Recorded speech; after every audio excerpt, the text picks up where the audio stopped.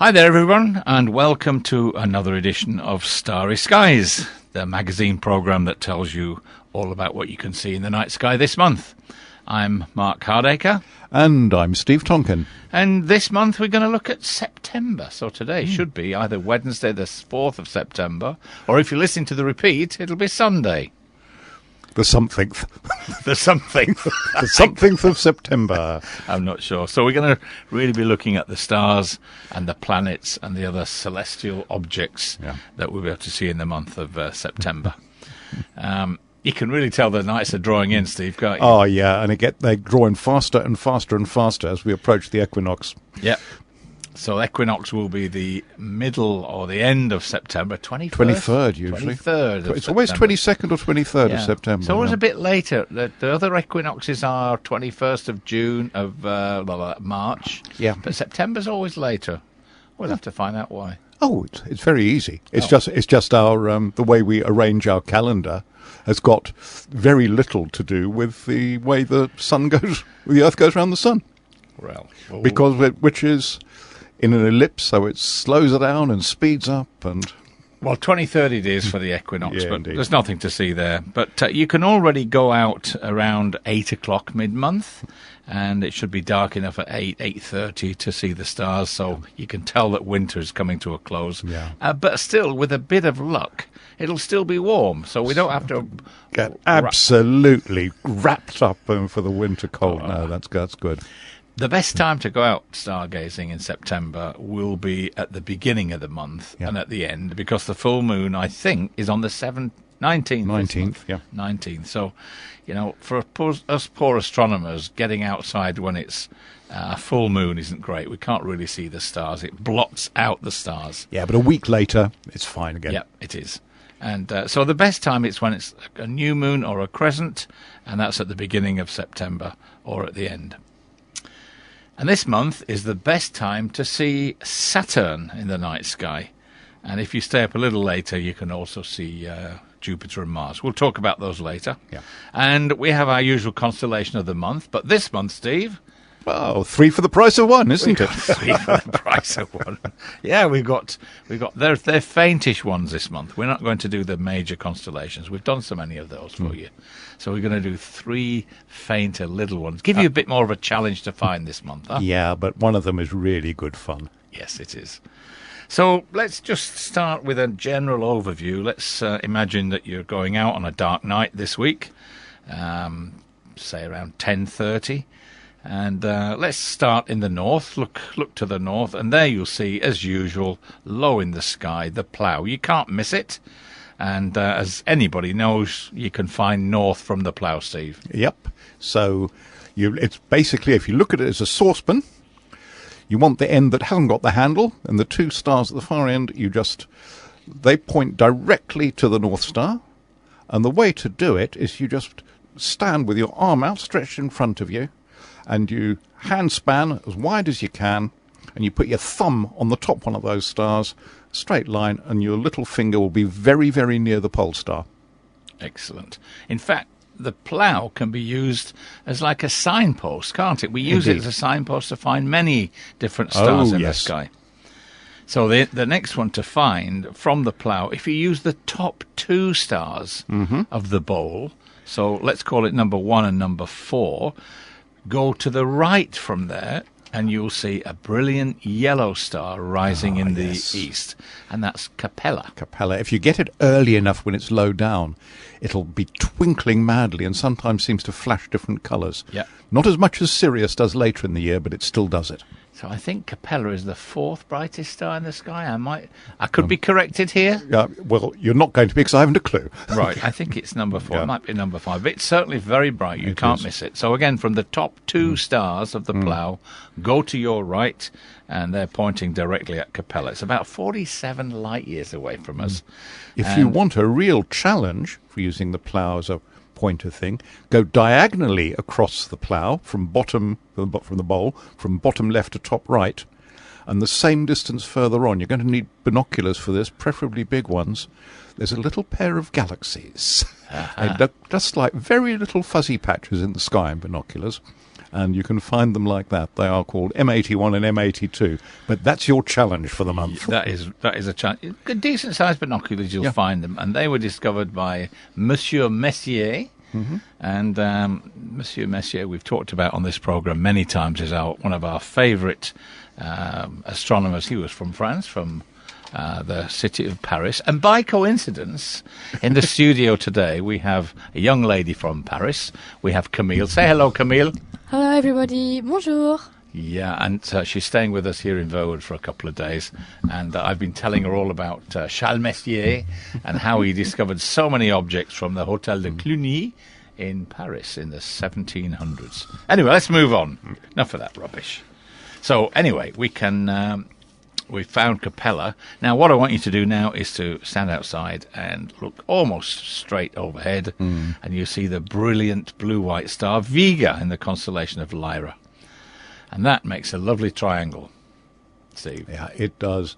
With another two bright stars you see below it, and to the left of it, Deneb to the left, which is slightly yellowish, and Altair. Deneb is Arabic for tail. So lots of stars with Deneb in their name. And this one is just Deneb, it just means tail. It's the tail of the swan, the constellation of Cygnus.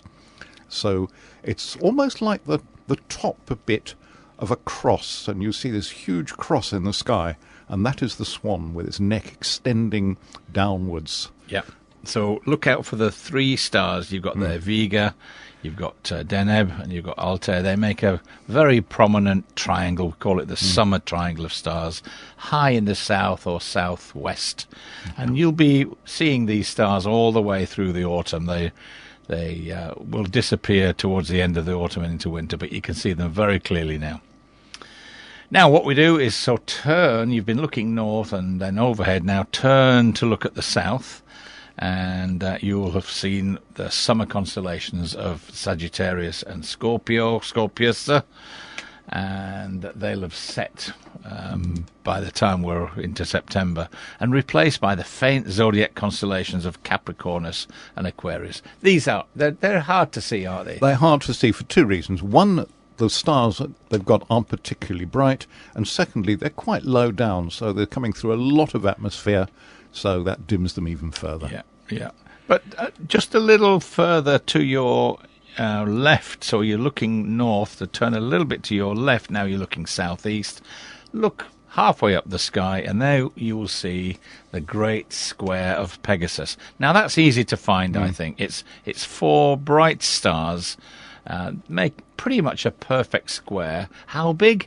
At least as big as your extended hand. Yeah, and it's also it's not sort of the sides going straight up and down. It's more sort of like on one of its points a lot of the time. So it's tilted at the moment, But it's clearly a square, and it's meant to represent the flying horse from old Greek legends, and is upside down in our skies. His head is upside down. If you were in Australia, you'd see him the right way up, but poor old Pegasus has to fly upside down here in the north. And then close by, we'll see Perseus and Andromeda. We'll talk about them more as the autumn progresses, as they get higher in the sky. Some nice things to see there. Yeah. And all of these constellations can now be seen on our monthly sky chart. So we've made a monthly star chart that we put on our Forest FM website, as well as, of course, online at our Fordingbridge Astronomers and Wessex Astronomical Society websites too. So do have a look. Maybe print it out, take it with you into the garden. It will help you to find these constellations. So let's talk about the constellations of the month this month, shall we, Steve? This is a bit different to our normal stuff. Yeah, it is, but I think it's fun. Yeah. Because actually, they're also little asterisms as well as constellations. An asterism is a group of stars that makes a sort of recognizable shape that you can relate to something else. Yeah. Well, at least the first two do. Yeah. Vulpecula doesn't, but Vulpecula, it's got its other nice things to look at. So the first one, Delphinus, the dolphin. Delphinus. Yeah, this is a very small constellation. It's actually one of the ancient constellations. It was recognized by Ptolemy in the 2nd century AD. So even though it's tiny, it's an old constellation. So we have Delphinus and Sagitta, which is the arrow. And finally Vulpecula, the fox. Those three constellations are all more or less within the summer triangle. Yeah. That's the easy way to find them. Naked eye's okay. Little binoculars definitely would help. So if you look at the star chart between Deneb, Altair and Vega, you can just see these constellations. So how about Delphinus? Tell about Delphinus first. It's a dolphin leaping out of the water, and it's not that difficult to imagine. You've got this little lozenge shape of 4 stars, which is head and a little tail coming off it. And it's a delightful little constellation. It is. And there's actually there are other groups of stars elsewhere in the sky. We'll come to one of them later in the winter, which similar sort of form, sort of a quadrilateral head and a tail on them, and they've also been named fishes for some reason or another. Because for some reason, because they look like Delphinus. And yes, we know the dolphin is a mammal, not a fish, but hey. You can tell that Steve's been a maths teacher because it says it's a quadrilateral. I think that Delphinus looks like a little diamond in the sky. That's why I like it. It looks like a diamond with a tail, with a dolphin jumping out the sky. How big is it? Well, if you put your thumb up at the sky, I think that's pretty much the size of Delphinus. It'll certainly cover the 4 stars of its... Definitely. The diamond part is as big as your thumbnail. No bigger than that. So don't look for a huge diamond in the sky. But there's Delphinus. Lovely little constellation. And next to its right, is Sagitta, which is an arrow. Also an easy shape to see. I think if it's a short dart, maybe, or an arrow, it's got a point and 2 flights at the back. Have a look on the star map. It's on the star map there. You should be able to see it. And I say both constellations not particularly bright, are they? No, but once you've got them, you can't unsee them after that, which is great. Yeah, especially Delphinus. Delphinus is one of those things you see, there we go, easy to find. And Sagitta is a useful sort of guide to other constellations. Yeah. Other objects in the sky. Yeah. Such as? Well, such as the remnants of a dying star. Right. Named after Charles Messier, who we've mentioned, who's M27. Right. In Vulpecula. Now, Vulpecula you can't see because Vulpecula is pretty faint. But it's actually just above and a little more of it to the right of Sagitta. And if you take Sagitta being you've got the flights at the back of it on the right, and then you've got 2 reasonably bright stars and a slightly fainter one to the left of them. If you go to that 3rd star and then go up at a right angle from that, with binoculars you'll find a tiny, tiny, tiny little fuzzy blob, which if 10 by 50s, it looks slightly rectangular, and that is the remnants of a dying star. It's called the Dumbbell Nebula because people think it looks like a dumbbell. I don't. I call it the Apple Core Nebula because in photographs it looks just like a discarded apple core. It does indeed. And in fact, we have posted on the websites a picture of the Dumbbell Nebula, Messier 27. So was discovered, Camille, in 1764, I believe, by Charles Messier. And he went on to compile another in total 110 of these objects. So we thank the French for that at least, amongst other things, of course. I also thank them for my car number plate. That's correct. Which is M27 VUL. That's so. If you see a little, what is it? Your car? It's a Suzuki, a black Suzuki going around with M27 VUL on it. You can wave because that's Starry Steve's own car, and that's the best personalised number plate for astronomer going. Anyway, so those 3 constellations, Delphinus and Sagitta and Vulpecula. They're a bit of a challenge for you to find, but do have fun. Try and find M27. It's marked on the star chart. Yeah. There is another object you've got to find from there as well. Right. So you go to the back end now, to the flights of the arrow, the little 2 Sagitta, stars. Right, yeah. And you just follow the line of the 2 stars of the flights upwards. Easier in binoculars. You can actually see it in a good... in a good sky with the naked eye. You'll see it as a little cluster of stars. It was first noted by an ancient astronomer, I think about the 9th century. So this is before the telescope, Al-Sufi, so it's known as Al-Sufi's cluster. Officially, it's Colander 399, but you look at it in binoculars, even small ones, and you'll see why we call it the coat hanger. It's a little coat hanger in the sky. There's a straight line of stars which you hang your coat on, and then because it's upside down, a little hook of stars coming from the middle underneath it. And it's just one of these asterisms, these things, if you're showing people the sky, oh yeah, that's something I recognise, and it brings a smile to people's faces. I love them. Yeah, and binoculars are best for that. I can see it with the naked eye on a very clear night when I know where to look. But it's binoculars are best. And as Steve says, up from the last 2 stars of Sagitta, due north, and you'll find it in binoculars pretty soon. Yeah. Okay, so let's talk briefly about the planets this month, Steve, and see how we can find them. Well, at least we can find them this month, which is certainly better than it's been over the summer. Yeah, in fact, through the winter and spring, we've had no planets visible at all. We're doing a little bit better. We're not right there right now, not fully there right yet, but at least we have Saturn, the beautiful ringed planet, which is now in the southeast of the sky. And it will be at opposition on the 8th of September. What's that? It means that if you start at the Sun, the Earth, and then Saturn will be in a straight line. So Saturn is on the opposite side of the Earth to the Sun, hence opposition. And it also, because it's being lit then directly and not sort of from the side compared to where we are, it seems slightly brighter than usual. And this isn't just for one day or anything like this. This is over a period of weeks. You'll notice if you watch it for a long time, you'll see it's slightly brighter then.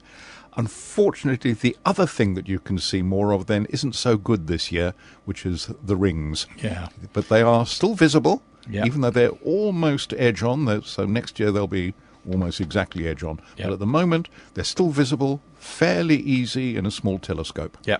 In fact, I was up at our Fordingbridge Astronomers Observatory at Knowlton the other night using the club's telescope. And we can see the rings still. They are an angle to us of only about 2 degrees. That means that when you look through the telescope, you see the ball of the planet and a faint line to the left and right of the planet as the rings are closing up. That makes the whole thing, that Saturn is not as bright as it normally is because there's not enough light reflected from the rings. Yeah. But still a beautiful sight. It's a lovely sight. Yep. And the other thing you'll see is a little star that seems to be going around with it.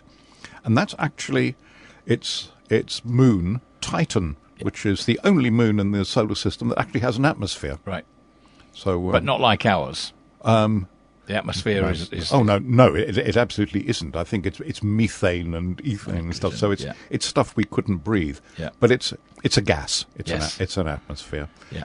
And Titan is actually bigger than Mercury, as far as I recall. Yes. Yeah. So it's a massive satellite. And you can see it with binoculars, but certainly with a telescope. Oh, with binoculars as well. It's pretty easy. I was showing it to somebody a few nights ago with 42mm binoculars, 10 by 42 binoculars. It wasn't incredibly easy, but this is somebody who'd never looked up before, and she could see it. Yep. So have a look. Titan is like we said, is a massive satellite, and you can clearly see it.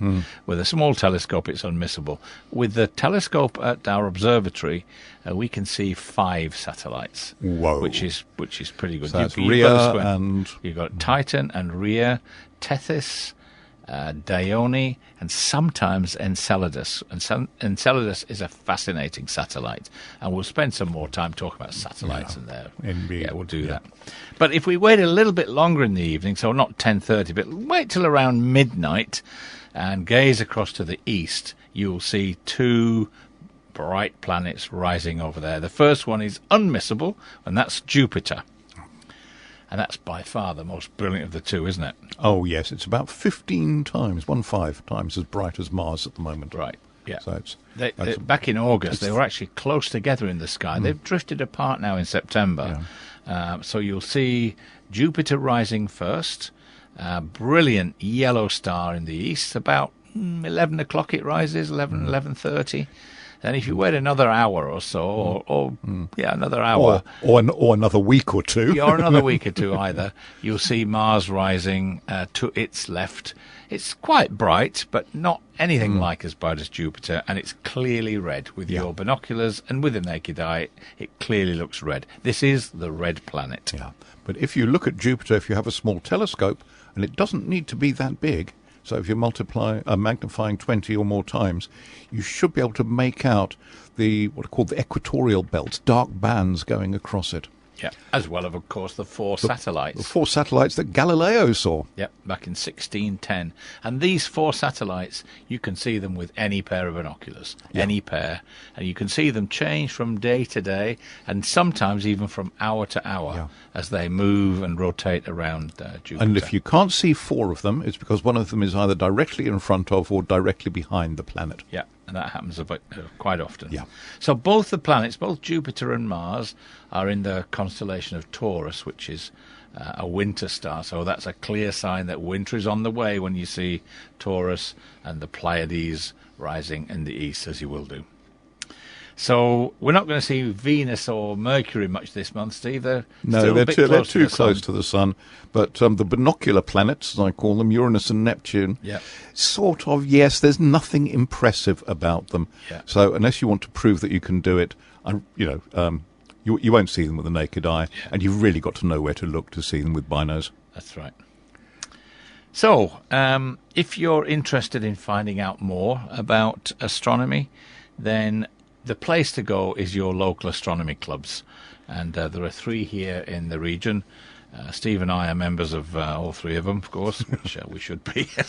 Fordingbridge Astronomers is the nearest one, I think. We meet every 3rd Wednesday in the month at the Elm Tree in Hightown in Ringwood. Mm-hmm. You don't have to have big telescopes or binoculars. All you need is a bit of interest in astronomy, a couple of eyes, and even one will do, and come along. We're a friendly bunch of people, as you can probably tell. We meet in a pub, which is always helpful. And again, we are very welcoming. We're now nearly 100 members, so come and join us.